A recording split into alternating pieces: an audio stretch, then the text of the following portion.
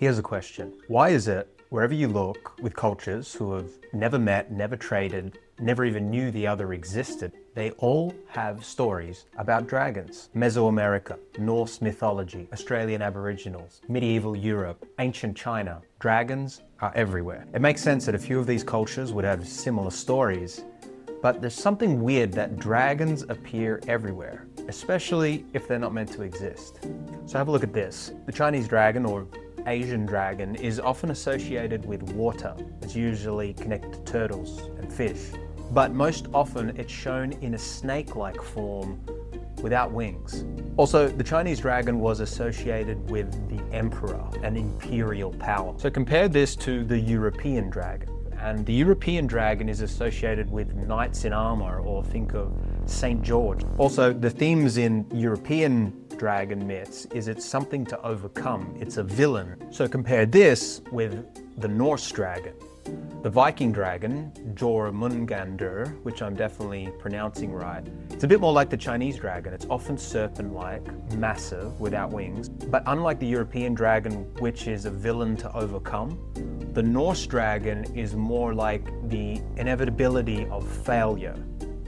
The themes involved in it and the stories are to do with fate, or corruption by greed, or natural disasters that you just can't beat. Now you can compare this with the Mesoamerican dragon, Quetzalcoatl, also pronounced perfectly. This is the dragon of the Aztecs and the Mayans. It's very serpent-like as well, associated with knowledge and learning, also with creation, and with civilization and culture. And it helped create humanity, and it also brought humanity corn.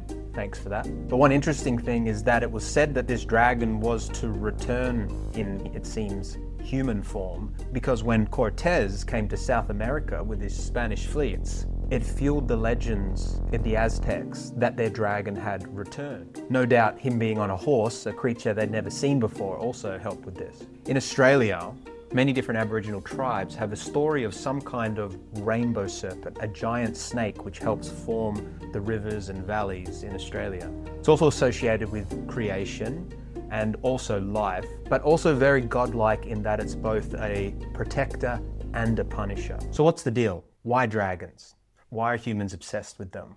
Well, there's a few theories of where all these stories about dragons came from. So this is Herodotus, ancient Greek historian. He heard that there was remains of dragons in a certain area of the world. So he got on a ship, sailed there, and his writings survived down to our day of what he discovered. This is what he had to say. There is a place in Arabia where I went to learn about the winged serpents. When I arrived, I saw bones and spines of serpents in such numbers as it was impossible to describe. The form of the serpent is like that of a water snake, but he has wings without feathers and as like as possible to the wings of a bat. Sounds very dragony. Herodotus wasn't writing fantasy though. He thought he was doing science. What he likely came across was dinosaur bones. Ancient peoples would have, at some point or another, unearthed dinosaur bones. Soon stories start to form that these used to live in the area. You can see a dragon myth would form very easily. But fossil discoveries don't explain everything. Why are dragons everywhere, and why do they hang in the human mind so much? The answer is, dragons weren't just monsters. They were symbols. Some psychologists believe dragons are a kind of evolutionary remix, a combination of all the predators that would have stalked humans, big cats, birds of prey, all fused into one apex predator. Carl Jung saw dragons as an archetype of fear itself, the part of ourselves we're wired to avoid. In myths, dragons often guard treasure that you earn by facing the dragon. In the Babylonian creation story, Marduk slays the dragon Tiamat and builds the world from her body. In Christendom, there's a legend of St. George who slays the dragon to save a city. Whether they're monsters of myth or symbols of mind, dragons represent something we all face, the trials, fear, and darkness that we have to overcome. Now this is where it gets really interesting and says a lot about humans. In psychological case studies, it turns out that there are patients who have reported being chased or burned by dragons in their dreams. It's a common phenomenon, especially during periods of stress, addiction, depression, or personal crisis. One Jungian analyst even noted that slaying a dragon in a dream often precedes a major psychological breakthrough in therapy. In dreams, the dragon becomes the messenger. Facing it means you're facing your trauma, your fear, your need to transform. Joseph Campbell wrote that dragons are the final test in the hero's journey, the thing we must conquer before we become who we're meant to be. Dragons might not be real creatures, but they're definitely real symbols. They speak to something ancient inside of us.